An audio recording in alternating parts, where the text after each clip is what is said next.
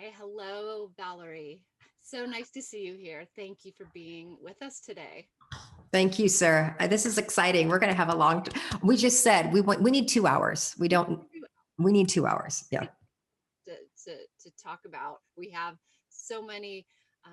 Yes, we could keep going here, and really excited. I want to introduce you to our audience. This is Valorie Kondos Field. She is a athletic coach. She was the coach of the UCLA gymnastics team for 29 years. She brought in seven NCAA championships. She is part of the UCLA Athletic Hall of Fame, and she is the Pac-12 Coach of the Century. Just so crazy. Crazy. Honored, so beyond honored to be here. Thank you. Learn more about you and your life Thank as. you. And the fun part about all those stats, like I love saying all those stats because the fun part is I've never done gymnastics. I was a ballet dancer and I never grew up in the world of athletics.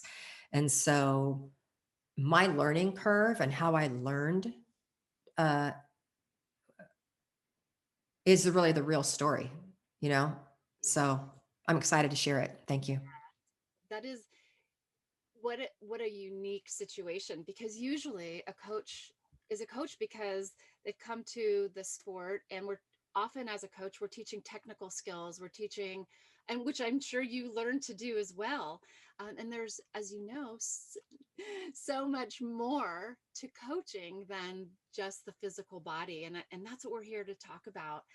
We are here to, and actually, let's just start off. I would love to hear from you as a coach. How do your own emotions affect how you show up to your athletes? Uh, that's everything actually.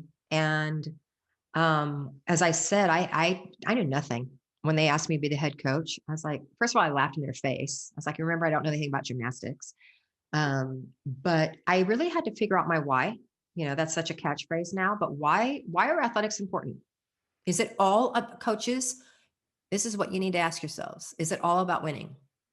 Is it really all about, because if it is, then it's only about bragging rights. And as far as I felt so honored to be coaching one of the any team actually as a ballerina, that it had to be more than bragging rights. And so when I thought about it, took some time and figured out my why. Why was I going to accept this job as a head coach? And how was I going to figure out how to do it well? I had to start with my why. My why was, you know what? I mean, we all know this. Athletics is a master class in teaching life lessons, really, really tough life lessons that athletes and coaches don't learn in the classroom. And I used to, towards the end of my career, when I would be on an airplane or something, and people would say, what do you do? The person sitting next to me would say, what do you do? And I'm like, I train superheroes. And it's exactly what I felt like I did.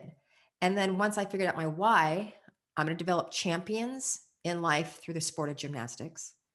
The next question that we all need to ask ourselves is, okay, how am I going to do that? And the how comes down to the master plan, the playbook, the weekly plan, the daily plan, and then those interactions with your student athletes. And the question that you asked is, how do my emotions play into that? I think the one of the biggest mistakes that leaders make, head coaches make, is they feel that they have to posture and have all the answers. Mm. And that is so fake and unauthentic. And you know what? Athletes in particular are much more savvy than that. They know that nobody has all the answers. And so I feel and I've observed that really the most impactful coaches are the ones that model the behavior of what they want their staff and their student athletes to be. And that includes being a badass, but that also includes humility and vulnerability and being able to say, honestly, I screwed up. I mean, you told me to focus on keeping my legs straight, and all I focused on was staying on the beam, and I screwed up. Okay, I'm not going to make that mistake again.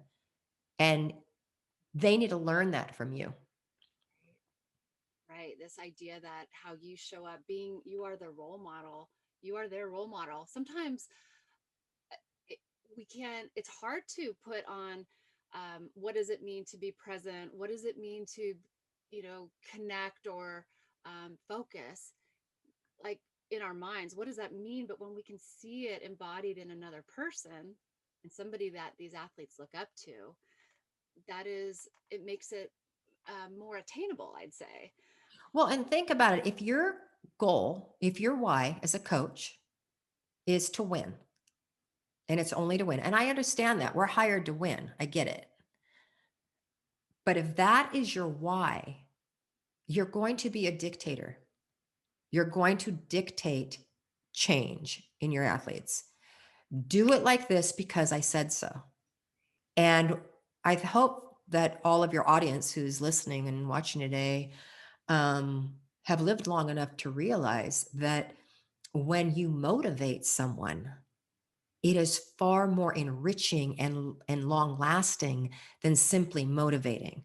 Because I know for myself, if you just tell me to go work out, I don't want to go work out. But if you tell me to go work out because I'm still recovering from chemotherapy and all of that, and it's going to help me sleep better and it's going to help me stay strong, I go, okay, I'll go work out because that's motivating me to do it. And what I learned was when I shifted from just thinking about winning to really my why was I'm going to develop champions in life through gymnastics today. And we're going to get 1% better today. And what does that 1% better look like for each of them? And we would go around every morning and talk about what does 1% better look like for each of you today? And what does 1% better look like for us coaches today? We were all on the same page. We all put it out there. And the cool part is then there was accountability. So if I said, the administration's driving me crazy and I'm really pissed off, but my 1% better today is I'm going to leave that outside the gym and I'm going to come in and really just stay focused in and zero in on all of you. And I'm going to be present in my coaching with each of you individually. If they would see me start to get a little tense and all that, then they had every right to hold me accountable. And same as Val, where's your mind going right now? Are you still pissed off at what happened in the office? Um, and when you understand that your charge is to develop champions in life through your sport, the cool part is that you develop into a champion in life as well. And that's how you model the behavior for them. Yes. I love what you're saying. And I love the fact that, we do bring in all parts of our lives to our sport. Like we can't help it. We're one person. And so the different parts of our lives affect sport, affect reaching our goals. And it's not like we want to just shove them out of there. But I love how you're saying, like, you're bringing it up to the team and you're identifying, yes, there's a struggle here. And I'm going to try really hard to keep it there. And please help me, remind me when my mind starts to go there so I can bring it back to you. And so it's not like this shoving away as if it doesn't exist. It's like acknowledging, but here's what I'm going to try to focus on. I'm going to try really hard. Right. And think of it as a coach. One of the things that you coach in them or you want to help them achieve is how to let the past be in the past because all athletes make mistakes. And if they focus on the mistake, then they're not going to be able to make the change and move forward and have a different result. Right. Well, as a coach, then you can't focus on the mistake. So I know that so many coaches, even when an athlete would do something better the next time, they would say, yeah, but it took you 5 times to do it. Well, if you're focusing on the past and you're trying to coach that out of your athletes, so model the behavior you want them to learn.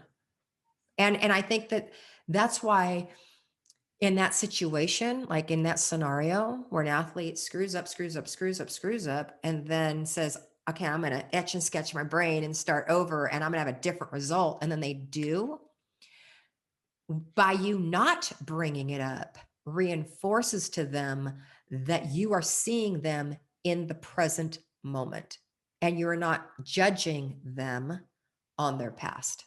Right. Ah, that is so valuable. And also to be modeling that for yourself. For the athlete and for you to be working on this together, moving on, identifying, okay, things have not gone my way, but here we are. And celebrating in my experience, celebrating those accomplishments, like that might be the 1% that just happened. Oh, absolutely. Celebrate the small victories. Absolutely. Like set your goals. What does your 1% look like today? And then celebrate the crap out of it. I agree with you. I love that.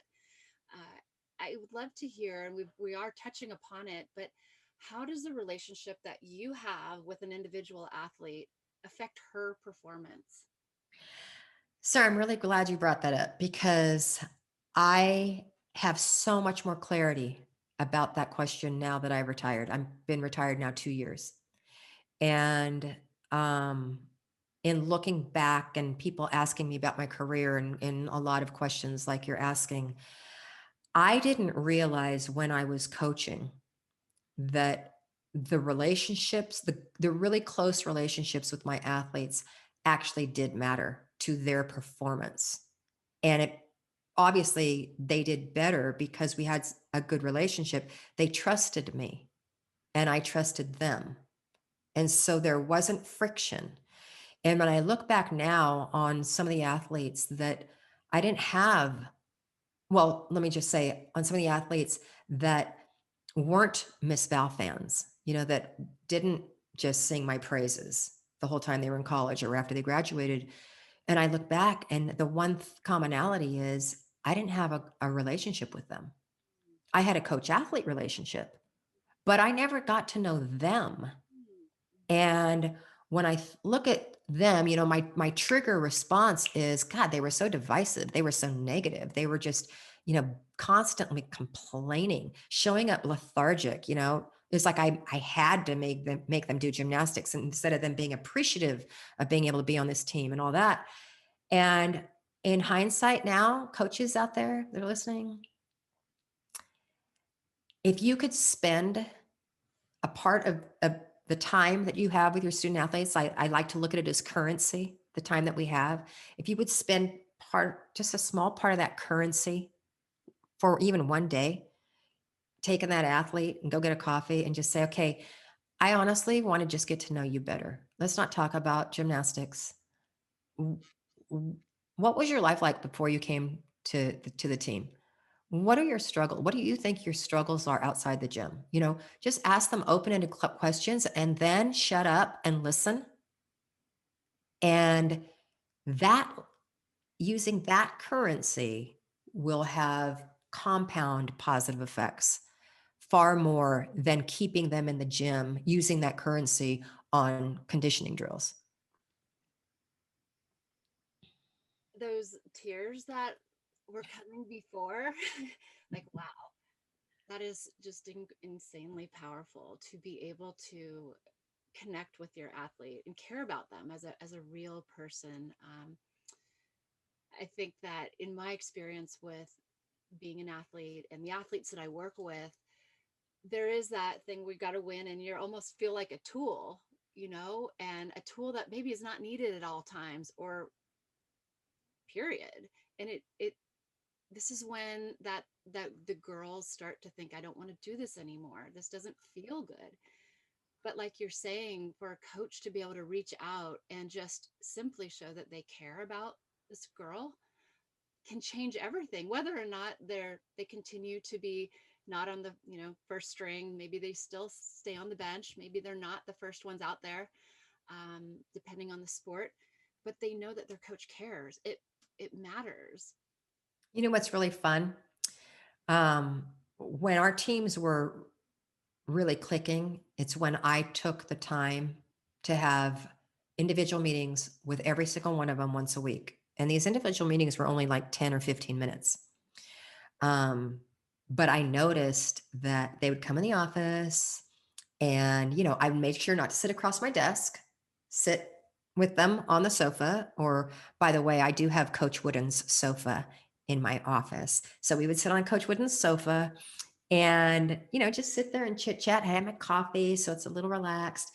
And I'd say, how you doing? Just how are you today? Almost 100% of the time, they would respond about how their gymnastics was, how they did in the gym that day. And I would let them go a little bit. And then if they went on too long, I'd cut them off. I'd say, I'm so sorry for interrupting, but I didn't ask about your gymnastics. I asked about you. How are you doing? And to see this shift in their face, like, and I've actually have had athletes tell me they thought it was a test, that they were going to get in trouble if they didn't answer about gymnastics. And I was like, no, it's not a test. I really want to know, how are you? And you talk about just being there and listening, like shutting up is what you said, and Shut up and listen. And listen. I have a really fun thing. So I should have had my little card here. When you spell listen and you rearrange the letters, it spells silent. So in order to truly listen, it's a skill. It's just like it's a muscle. It's not like you can tell yourself, "Oh, I'm going to be a good listener today." You need to acquire a skill. The most important skill in communication is listening. And in order to do that, we need to silence our minds.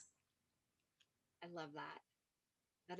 That it's so true. And the power of sometimes silence. I think in your TED talk you described how sometimes it just takes that empty space, that silence, to allow for somebody else to finally share those deep feelings, how they truly are feeling.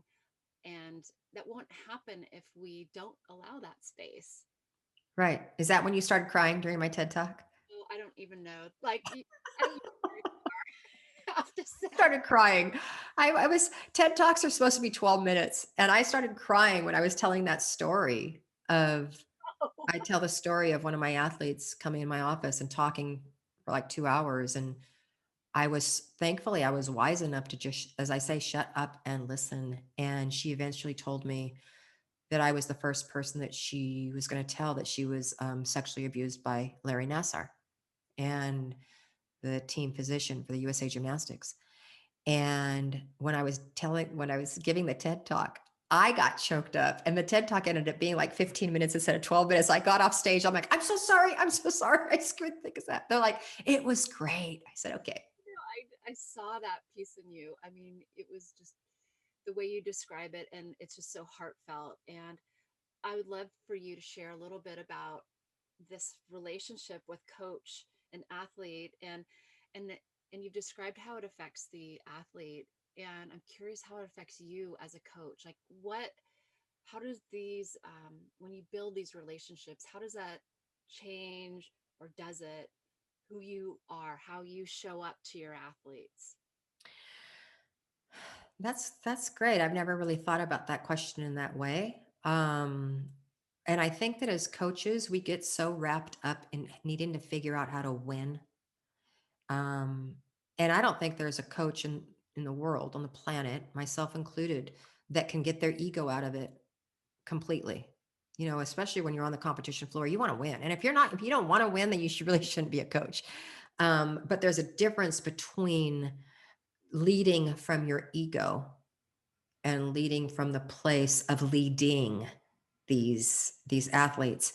And all of us, I'm sure, all of us, even the most hard coaches on the planet, like Nick Saban, I know that if he was asked, we would all agree that the most rewarding moments is when an athlete takes the time to say, "Coach, thanks for talking to me today about my parents or about my breakup or about something that has nothing to do with the sport."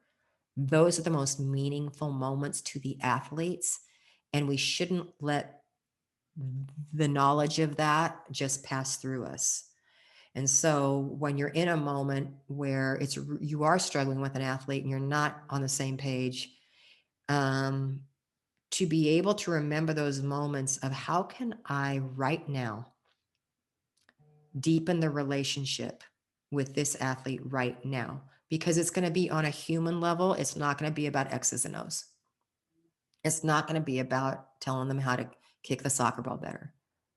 It's going to be addressing what they're feeling. Ah, how cool is that, to in order to win and have success, you also get to build these relationships. Right. Right. You know, I'm going to name drop right now. Big, big name drop. Um, Year and a half, 2 years ago, I was very blessed to have a one-on-one hour meeting with Kobe Bryant. And we quickly got into the discussion of the importance of bringing joy to the process of learning and joy to the process of teaching. And we were so much on the same page that joy isn't about happy. Joy isn't about rah rah fun. Joy is about challenging your student athletes, athletes challenging the coaches to be, to transcend the sport and become something greater than the sport. I mean, a perfect example of this is Phil Jackson with basketball.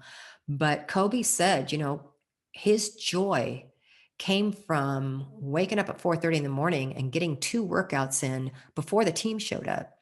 And he said, regardless of how the game went that night or the next night, nobody can take that joy and that sense of pride away from you. When you show up to your workout, or coaches, you show up to your workout with, as Coach Wooden would say in his pyramid of success, the cornerstones of the pyramid of success are industriousness and enthusiasm, hard work and attitude. And when you combine those two things, that's when the magic happens. Yes, I love that. And I love this idea that a coach, you've got the, you are in this place of being able to support an athlete to find that, because sometimes they're young and they need some guidance. And by digging into who they are and talking about their lives, you are motivating them, you are bringing joy to them in that way, which motivates them in their sport and all parts of their lives. So this position that of a coach is just incredibly powerful in this way. um, It's a daunting responsibility.